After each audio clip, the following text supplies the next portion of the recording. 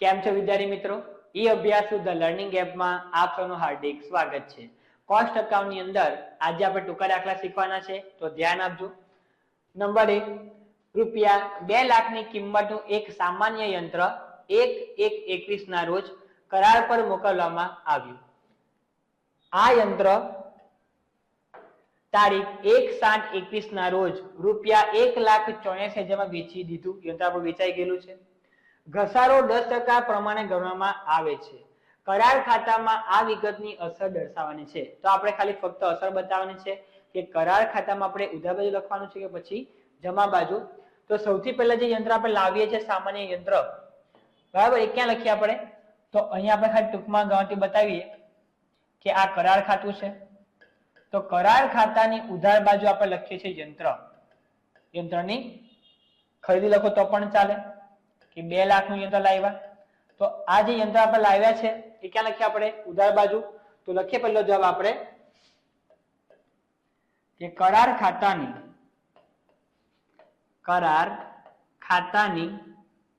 ઉધાર બાજુ સામાન્ય યંત્ર, ખાલી યંત્ર લખો તો પણ ચાલે કે સામાન્ય યંત્ર રૂપિયા 2 લાખથી દર્શાવાશે.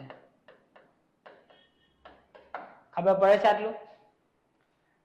સિમ્પલ છે કે જ્યારે આપણે યંત્ર લાવતા હોય કરાર પર તો ક્યાં લખીએ આપણે? કરાર ખાતાની ઉધાર બાજુ. તો અસર પર ક્યાં આવશે? ઉધાર બાજુ આવશે. ખાલી આપણે શબ્દમાં લખવાનું છે. આ યંત્ર 1/7/21 ના રોજ વેચવામાં આવેલું છે. જો આપણે વેચાણ કરીએ, બરાબર, તો યંત્ર જાય તો જમા બાજુ લખીશું આપણે વેચાણ, એટલે આપણે વેચાણ કિંમત લખવાની. તો યંત્રનું વેચાણ છે એટલે આપણે વેચાણ કિંમત લખવાની 1,84,000. તો આની પણ આપણે અસર બતાવી દેવાની કરાર ખાતાની જમા બાજુ. આ અસર ના બતાવો તો પણ ચાલે, પણ લખી દેવાનું આપણે તો કે કરાર ખાતાની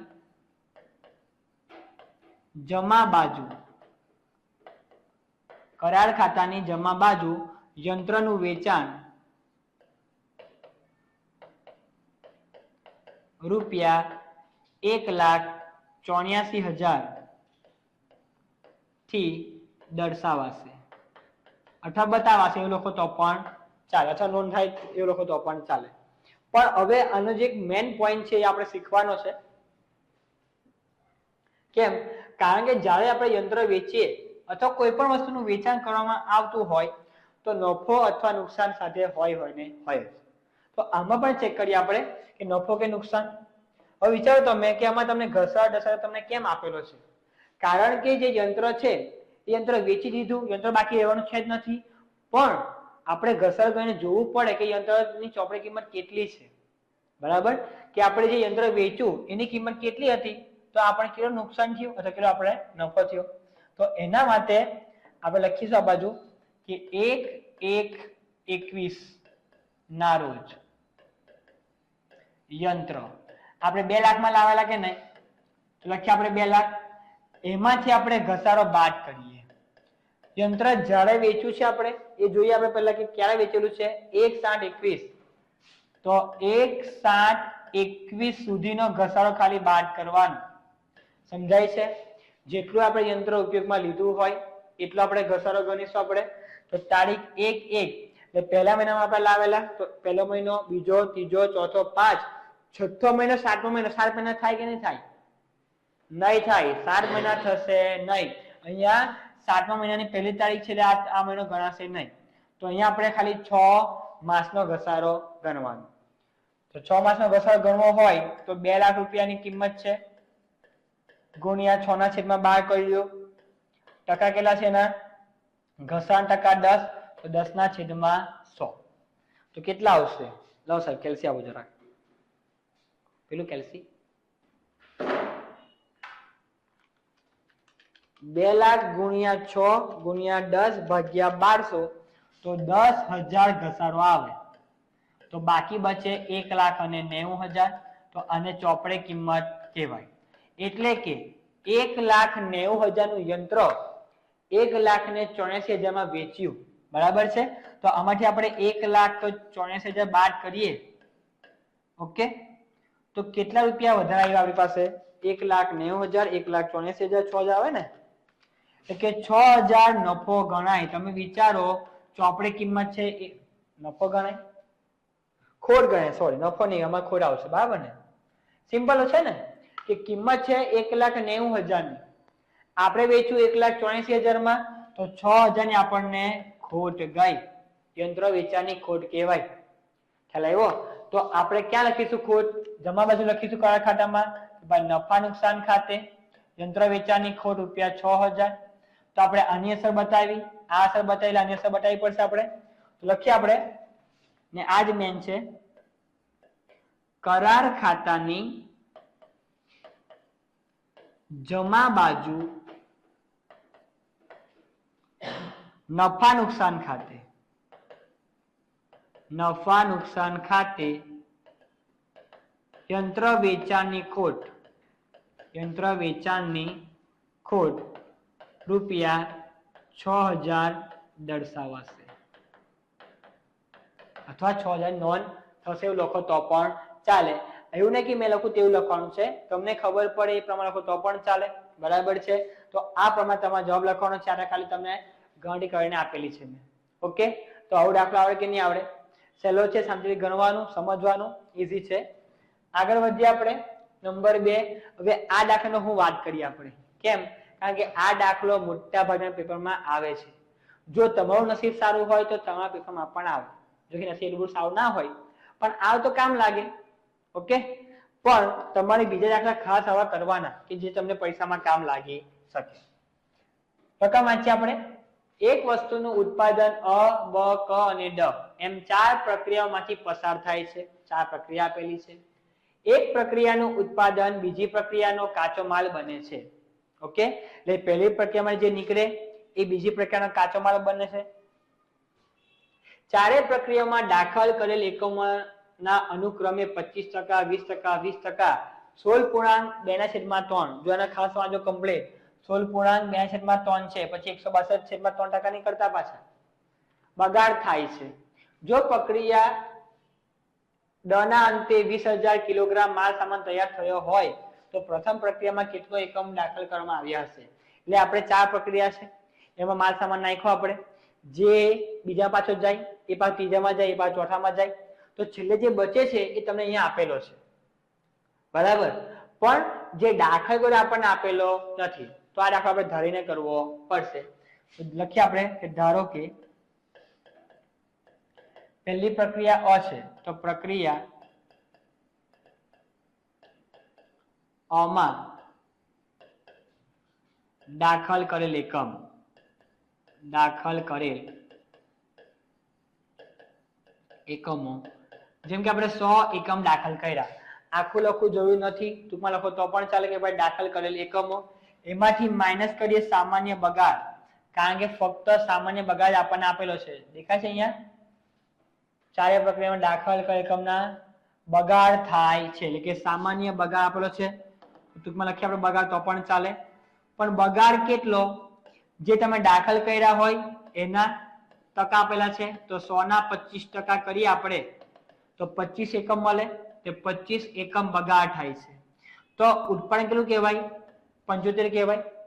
તો આ જે ઉત્પાદન થયું અ પ્રક્રિયાની અંદર, તો 75 પાછી બ પ્રક્રિયામાં આવશે. ઓકે, તો અહીંયા કહેવાશે બ માં દાખલ કરેલ એકમ કહેવાય. કોના માટે કહેવાય? આ કે પ્રક્રિયા બ માં દાખલ કરેલ એકમો, કારણ કે જે પહેલામાં બનશે એને આપણે બીજી પ્રક્રિયામાં મોકલી આપવાના. ફરી પાછી અમારી બગાડ આપણે બાદ કરીએ, કારણ કે આમાં બગાડ આમાં પણ થાય છે. કેટલા ટકા? 20% પર કોના? જે પ્રક્રિયામાં આવ્યા હોય, કે કેટલા આવ્યા? 75, તો 75 ના કરવાના 20%. 75 ગુણ્યા 20% કરીએ એટલે 15 મળે. ચાલો, 75 માંથી 15 જાય એટલે 60 આવશે. મોરે પાછા આપણે કેલ્ક્યુલેટ કરી જોવાનું કે ભૂલ નહીં પડે. આને કહેવાશે પ્રક્રિયા, એટલે કે બ માં તૈયાર થયા કેટલા? 60. એ આગળ જશે પ્રક્રિયા ક માં, તો પ્રક્રિયા ક માં દાખલ કરેલ એકમો કહેવાશે. દાખલ કરેલ એકમો. હવે આમાંથી ફરી પાછા આપણે બગાડ બાદ કરીએ કે દાખલ કરેલા 60 છે તો 60 ના ફરી પાછા 20%, 60 ના 20% કરીએ એટલે 12 આવશે. ચાલો તો બાદબાકી થાય 48, તો આને કહેવાશે એ કમાભાઈના 48 એકમ એ આગળની પ્રક્રિયામાં જાય તો પ્રક્રિયા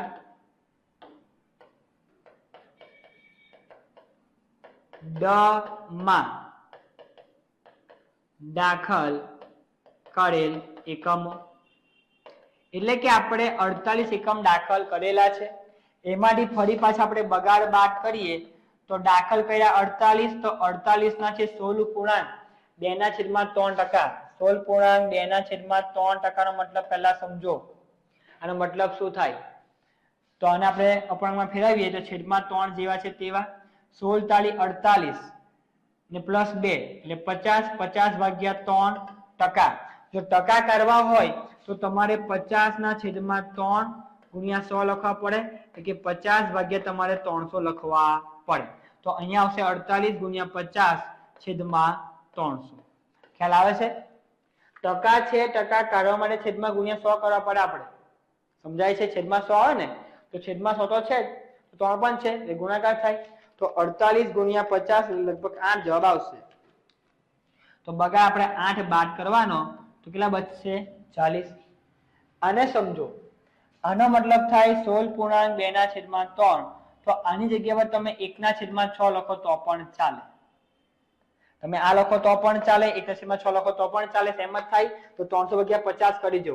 થાય છો 1/6 જ કહેવાય. યાદ રાખી લેવાનું કે આનો મતલબ થાય 1/6, એટલે કે 48 ગુણ્યા 1/6 તો જવાબ કેટલો આવશે? 8 આવે. ઓકે, તો આને કહેવાય પ્રક્રિયા દરની અંતે, પ્રક્રિયા દરની અંતે વધેલ માલ સામાન. એટલે કે તમે દાખલ કરો 100 પહેલી પ્રક્રિયામાં, એમાં થોડો બગાડ થાય, પછી પાછો થોડો બગાડ થાય, પછી પાછો થોડો બગાડ થાય, તો છેલ્લે કેટલા બચે છે? 40 બચે છે. તો અહીંયા પણ આપેલું છે કે જો પ્રક્રિયા દરના અંતે 20,000 કિલોગ્રામ માલ સામાન તૈયાર થયો હોય, વધે થવાનું કહેવાય ને, તૈયાર થયો હોય પણ કહીએ આપણે કે ભાઈ તૈયાર થયો હોય ને આટલો માલ સામાન બને છે, આટલે એકમો બન્યા, તો આપણે આના આધારે દાખલો ગણવાનો થશે કે તૈયાર થયેલ એકમો, તૈયાર થયેલ કેટલા એકમ છે? 40. તો 40 ના આધારે દાખલ કેટલા કરેલા આપણે ઉપર? દાખલ કરેલ 100. એટલે કે આપણે એવું કહી શકીએ કે જો આપણે 100 ને દાખલ કર્યા હોય તો એમાંથી છેલ્લે બચતા 40 એકમ તૈયાર થયા, એટલે કે 40 એકમ તૈયાર થયા તો એના માટે આપણે 100 એકમ રાખેલા. તો આ જ પ્રમાણે કેટલા એકમ તૈયાર થયા? 20,000. તો 20,000 એકમ હોય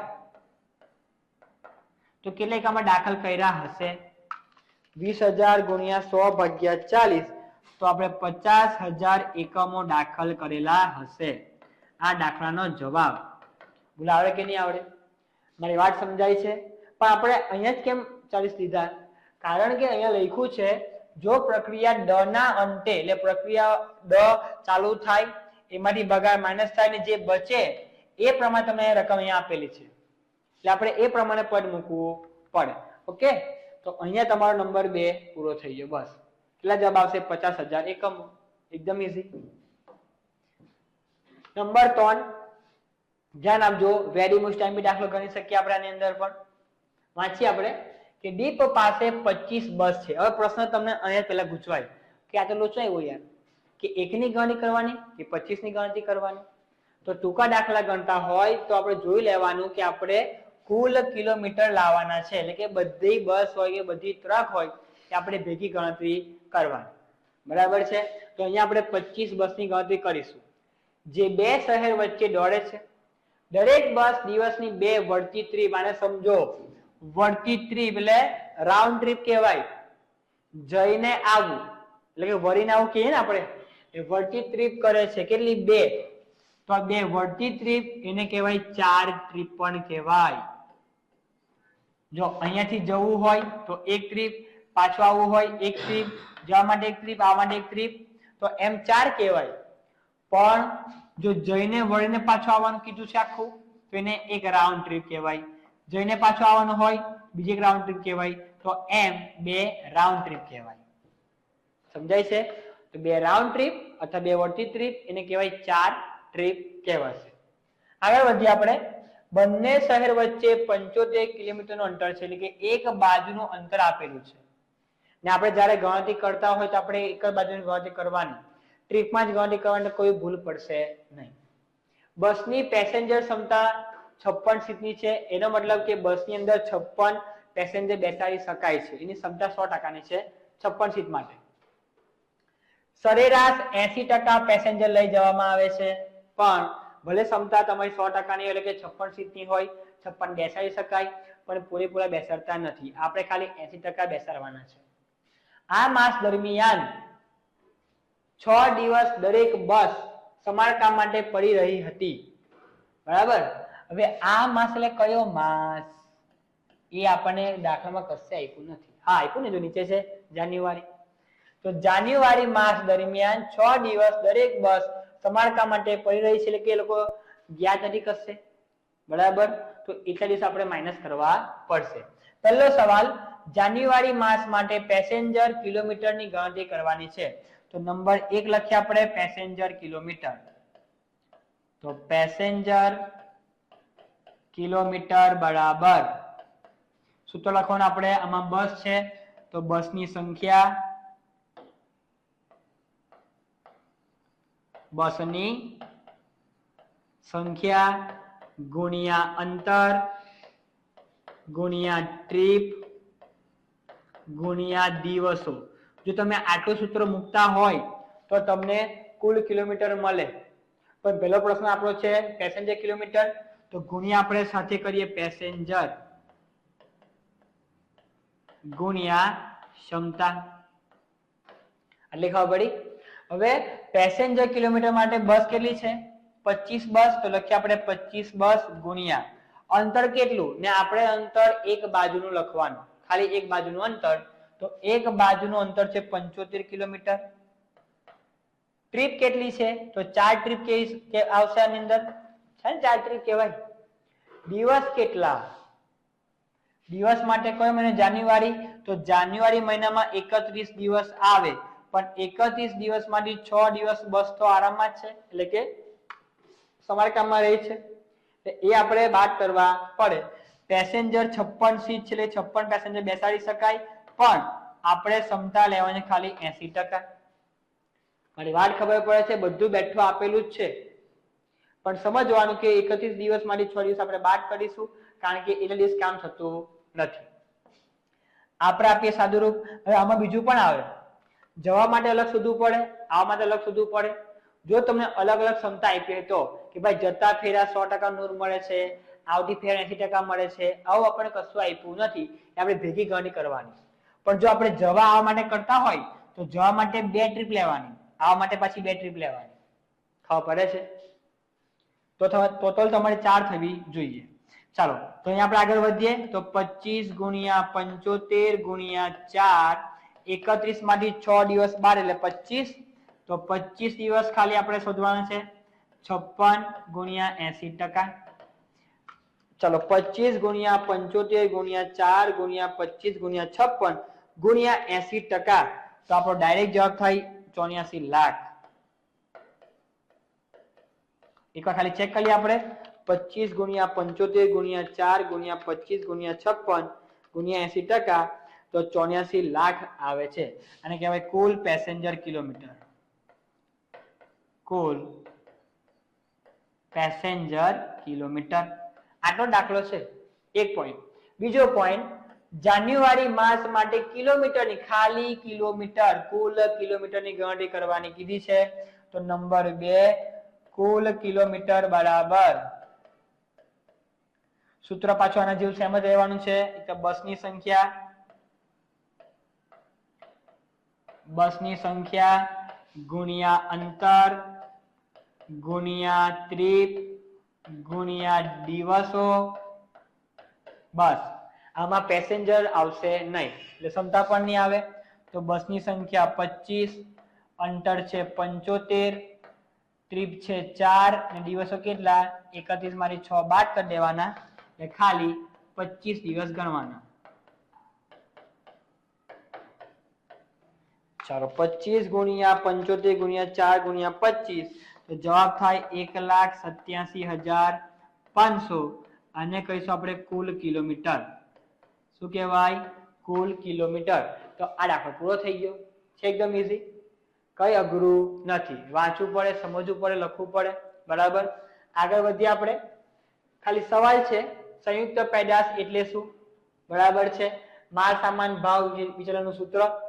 બરાબર. તો થિયરી કરી લેવાની કમ્પ્લીટ, કારણ કે દાખલા એવું નહીં કે આપણે બેઠા આપણને આવડે અથવા ઓપ્શનમાં આપણને ના પણ નીકળી શકે, તો આપણે થિયરી પણ કરવી પડે. તો તમારે થિયરી જોઈ લેવાની છે બધાએ. ને ખાસ જો જેને તમારે કોસ્ટિંગમાં વધારે માર્ક લાવવા છે, 50 માંથી 50 લાવવા હોય, બરાબર છે, હાઈએસ્ટ લાવવા હોય, તો તમારે ખાસ ટૂંકા દાખલા વધારે કરવા પડશે. ટૂંકા દાખલા કરવાના જ, એની સાથે જો થિયરી હોય એને પણ ખાસ કરવાની, કારણ કે થિયરી વગર શક્ય જ નથી. તમને દાખલા બધા જ આવડે છે, તમે બધા દાખલા ગણી કાઢ્યા, બરાબર, પણ જો તમને થિયરી નથી આવડતી તો તેમાં માર્ક કપાઈ શકે. પણ એના માટે રસ્તો એક છે, શોર્ટકટ છે. જો કે શોર્ટકટ પણ ના કહેવાય, તમારે થિયરી લખીને મોઢે કરવાની. સમજાય છે? વ્યવસ્થિત લખવાની કે માર્ક ન કપાય, એકદમ પરફેક્ટ લખીને આવવાનું, તો 50 માંથી 50 પણ આવે પણ છે એટલે કહું છું તમને. બરાબર. તો બધાને એક્ઝામ માટે ઓલ ધ બેસ્ટ. ઓકે.